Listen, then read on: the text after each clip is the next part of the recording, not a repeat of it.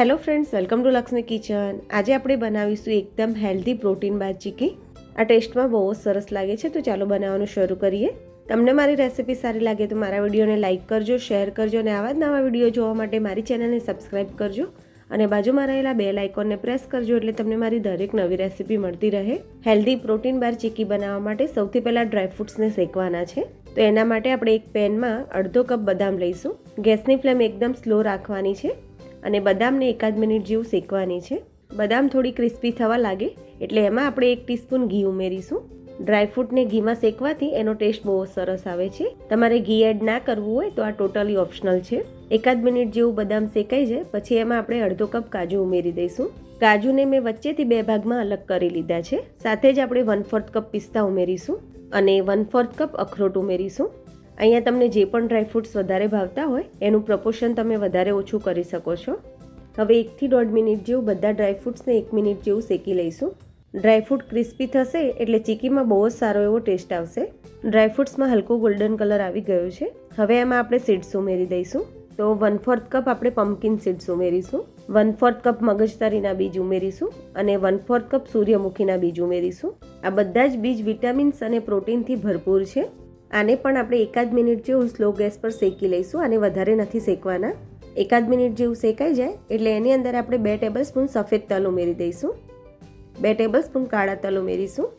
સાથે જ આપણે 1 ટેબલસ્પૂન અળસીના બીજ ઉમેરીશું અને સારી રીતે મિક્સ કરી લઈશું. તો હવે બધા ડ્રાયફ્રૂટ અને બીજ સારી રીતે શેકાઈ ગયા છે, તો ગેસ બંધ કરી દઈશું અને આને એક બાઉલમાં કાઢીને ઠંડા થવા દઈશું.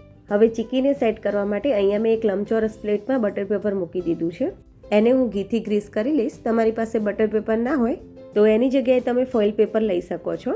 તો આ તૈયારી તમારે પહેલેથી જ કરીને રાખવાની છે. હવે ચીકી બનાવવા માટે આપણે એક પેનમાં 1.5 કપ ગોળ ઉમેરીશું. ગોળને આ રીતે ઝીણો કાપીને લેવાનો છે. તો કપના માપથી જેટલા ડ્રાયફ્રૂટ્સ હોય એટલો ગોળ લેવાનો છે. ગેસની ફ્લેમ સ્લો ટુ મીડિયમ રાખીને ગોળ પીગળે ત્યાં સુધી આ રીતે ચલાવતા રહીશું.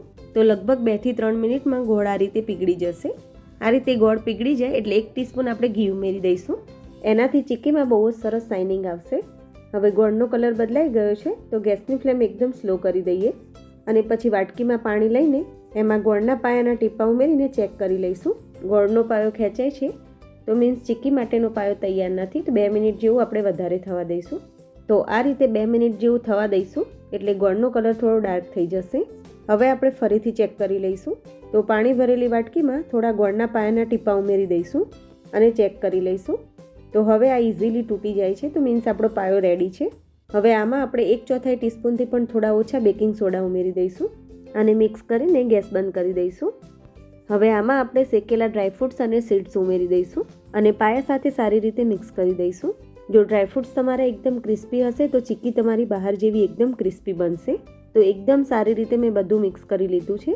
હવે એને આપણે તૈયાર કરેલા બટર પેપરવાળી પ્લેટમાં ઉમેરી દઈશું અને વાટકીની પાછળ ઘી લગાવીને મિશ્રણને વાટકીની મદદથી સારી રીતે પ્લેટમાં ફેલાવી દઈશું. હવે ચીકી થોડી ગરમ હોય ત્યારે એને પ્લેટમાંથી કાઢીને એના પર કટ લગાવી દઈશું એટલે આસાનીથી કટ થઈ જશે. તો ચીકીને 1 કલાક જેવી ઠંડી કર્યા પછી તમે જોઈ શકો છો એકદમ ક્રિસ્પી બની છે.